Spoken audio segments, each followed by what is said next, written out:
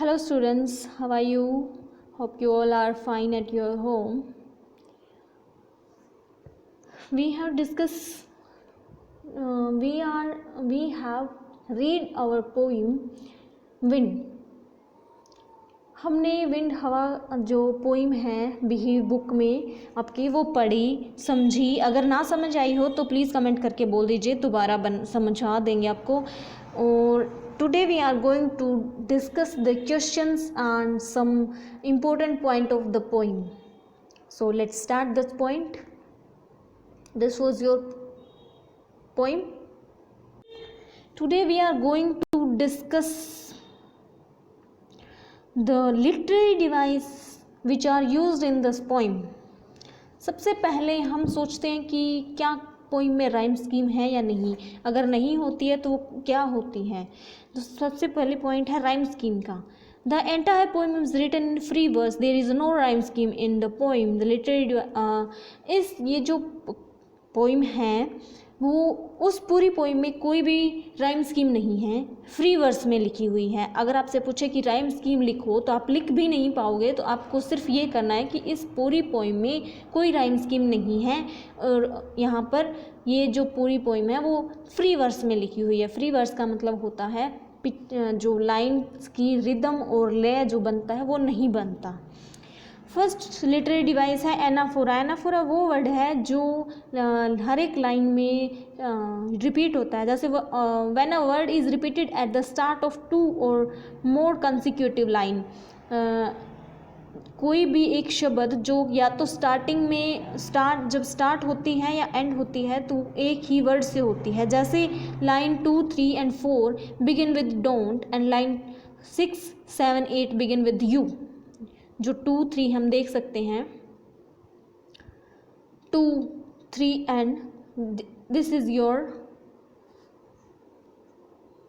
Second line 2, 3 and 4th don't say शुरू हो रही है. ठीक है. और ये जो तीनों लाइन है यू से शुरू हो रही हैं. ये है एनाफोरा. लिटरेरी डिवाइस जिसमें यूज़ हुआ है anaphora. Sorry. The next one personification. Personification का मतलब होता है हिंदी में मानवीकरण. इसमें जो लिटरेरी डिवाइस है पर्सोनिफिकेशन यूज़ हुआ है. पर्सोनिफिकेशन इसमें पोइट ने विंड का किया है, हवा को किया है. हवा को एक पर्सन की तरह उसने ट्रीट किया है.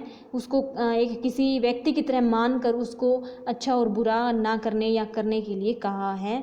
Wind has been personified when the poet says you are. He is referring to wind as you, that means he is treating as a person. उस हवा को बोल रहा है you are, तो मतलब उसको एक पर्सन की तरह ट्रीट कर रहा है. किसी इंसान, किसी सजीव वस्तु की तरह ट्रीट कर रहा है. किसी भी निर्जीव या नेचर की चीज़ों को वस्तु की तरह ट्रीट करना सजीव की तरह ट्रीट करना पर्सोनिफिकेशन होता है, उसका मानवीकरण होता है. And the second one is repetition. Repetition का मतलब होता है किसी वर्ड का बार बार आना. तो कवि जो है किसी वर्ड को 2 बार लिख रहा है, रिपीट कर रहा है मतलब, तो उसका वो चाहता है कि इस वर्ड पर ध्यान दिया जाए. वो उस वर्ड के माध्यम से अपनी बात कहना चाहता है. जैसे crumbling is repeated many times to lay emphasis. The poet wants to say that the wind crushes everything that is weak, that is why he repeats the word क्रैम्बलिंग.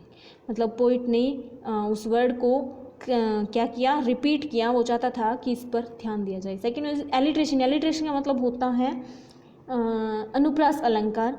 तो जो कॉन्सोनेंट साउंड क्या होते हैं, रिपीट होते, consonant sounds repeat होते हैं, बार बार आते हैं, तो कॉन्सोनेंट एक एलिट्रेशन बनाता है, अनुप्रास बनाता है. जैसे कि winnowing wind winnows, would not, won't not. ये क्या है, एलिट्रेशन है.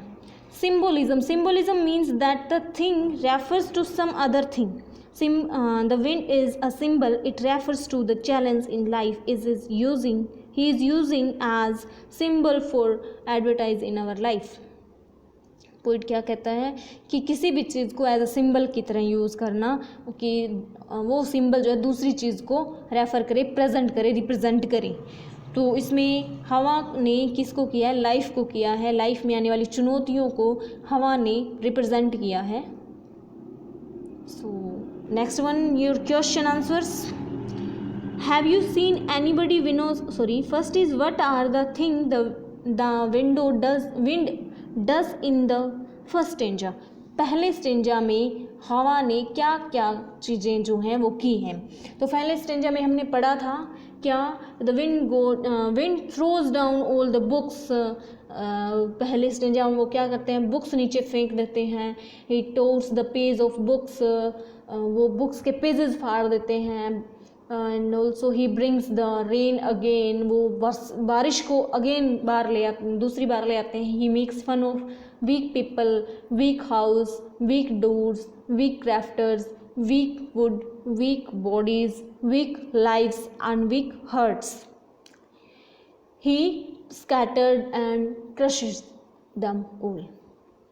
क्या करता है पोइट, विंड क्या करती हैं कि कमज़ोर लोगों का मजाक बनाती हैं, कमज़ोर लोगों को, कमज़ोर घरों को, कमज़ोर छतों को, कमज़ोर लकड़ी, कमज़ोर जीव, कमज़ोर दिल जो उनको होते हैं उन सब को वो क्रश कर देती है, कुचल देती है.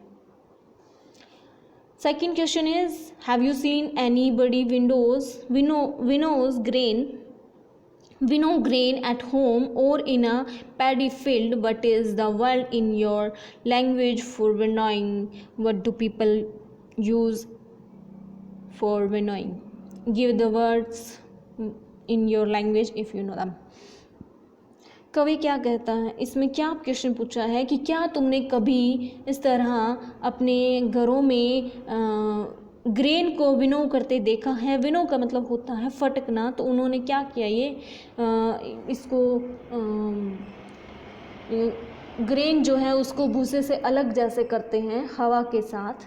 तो क्या आप लोगों ने कभी देखा है? I know you can do it. आप लोगों ने देखा होगा, हम सभी के घर में ऐसे करते हैं, आपके करते होंगे. तो आप लोगों ने अपनी लैंग्वेज में उसे लिखना है. Third is, what does the poet से द विंड गॉड विनोज? कवि क्या कहता है कि विंड गॉड क्या कर देता है. तो हमने पहले पढ़ा था कि वो कमज़ोर चीज़ों को क्रश कर देता है. We know everything that is weak, old and crumbling. क्या है कि वो हर चीज़ को उड़ा ले जाता है, विनो कर देता है, अपने साथ ही ले जाते हैं कमज़ोर चीज़ों को, जो कमज़ोर चीज़ें होती हैं, जैसे कि कुछ भी, जैसे कमज़ोर, पहले में क्वेश्चन में देख किया था कि कमज़ोर जो हाउस होते हैं, डूर होते हैं, पीपल होते हैं, उन सबको. He winnows weak people, weak house, weak doors, weak rafters, weak wood, weak bodies, weak lives and weak hearts. तो वो क्या कर देते हैं, सभी कमज़ोर चीज़ों को वो अपने साथ ले जाते हैं. What should we do to make friend with the wind? क्या चीज़ जो है, क्या चीज़ को हमें उससे दोस्ती करने के लिए क्या चीज़ हमें करनी चाहिए विंड से दोस्ती करने के लिए? We should make our bodies and heart strong. हमें हवा से दोस्ती करने के लिए अपनी बॉडीज़ को और अपने हार्ट को स्ट्रोंग बनाना होगा. When then only then can we make friends with wind. तभी हम उस पवन के साथ, हवा के साथ हम अपनी दोस्ती कर सकते हैं. What do the last 4 line of the poem mean to you? तो आपने लास्ट पोइम 4 लाइन्स का मीनिंग बताना है कि लास्ट 4 लाइन क्या थी, उनका मीनिंग क्या है. तो कवि क्या कहता है उनमें कि जो वीक हैं वो सभी नष्ट हो जाते हैं हमेशा, और जो स्ट्रोंग है वो स्ट्रोंग रहते हैं. In the last 4 line the poet means to say that the weak always go to wall. जो कमज़ोर होते हैं वो हमेशा के लिए नष्ट हो जाते हैं. And it was the weight of the world to kick the weak and to bow to the strong. तो लास्ट लाइनों में क्या गया है कि ये संसार का दस्तूर है, दुनिया का दस्तूर है क्या, कि कमज़ोर लोगों को किक की जाती है, ठोकर मार दी जाती है, और स्ट्रोंग लोगों के सामने झुकते हैं लोग. Therefore we should make our bodies and hearts very strong. इसलिए हमें अपने hearts और bodies को strong बनाने चाहिए. So 5 questions you will do, and next we will do in our next video. Thank you very much.